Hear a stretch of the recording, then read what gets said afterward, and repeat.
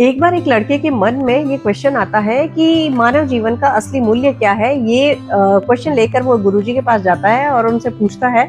तो गुरुजी उसे अपने झोले में से एक पत्थर निकाल कर देते हैं, जो कि एक लाल रंग का चमकीला पत्थर होता है। और कहते हैं कि बेटा, चाहे कुछ भी हो जाए, इस पत्थर को बेचना नहीं है, लेकिन तुम्हें अलग अलग व्यक्तियों के पास जाकर इस जो वस्तु है इसका मूल्य पता करना है, और इस काम में तुम्हें बहुत धैर्य रखना पड़ेगा। तो सबसे पहले वो लड़का उस पत्थर को लेकर और एक सब्जी की दुकान में पहुंचता है और सब्जी वाले से कहता है कि इस पत्थर का मूल्य क्या है, बताइए।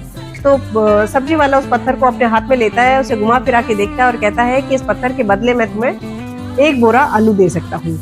तो वो लड़का उसे वापस अपना पत्थर लेता है, कहता है उसे मुझे बेचना नहीं था, मुझे सिर्फ इसका मूल्य पता करना है, और फिर आगे चला जाता है। आगे वो एक लोहे और औजारों की दुकान पर पहुंचता है। वहां दुकानदार से वो ये कहता है कि क्या आप बता सकते हैं कि इस पत्थर का मूल्य कितना है। दुकानदार भी उस पत्थर को हाथ में लेता है, घुमा फिरा के देखता है और कहता है कि इसके बदले में मुझसे तुम 3-4 औजार ले जाओ। वो लड़का फिर से वो पत्थर ले लेता है और फिर आगे जाता है। आगे वो एक सुनार की दुकान पे पहुंचता है और वहां पर वो पत्थर दिखा के कहता है कि क्या आप मुझे बता सकते हैं कि इस पत्थर की कीमत क्या है। सुनार उस पत्थर को हाथ में लेता है, घुमा फिरा के देखता है, उसे थोड़ा सा समझ में आ जाता है, लेकिन वो उसे कहता है कि मैं तुम्हें इसके बदले 50,000 रुपए दूंगा।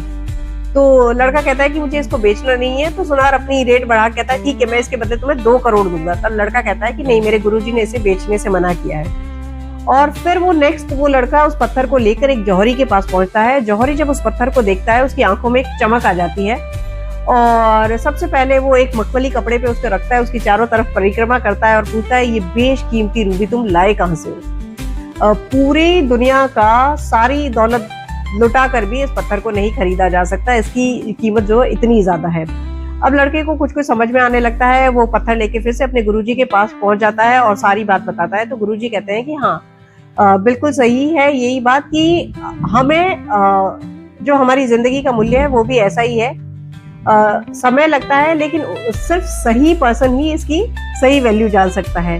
तो सेम ऐसा ही हमारे भी लाइफ में है कि हमें खुद पे ट्रस्ट करना चाहिए। हमें हर किसी एरे गेरे की राय को या हर किसी व्यक्ति से के ओपिनियन को अपनी वैल्यू नहीं समझ लेना चाहिए।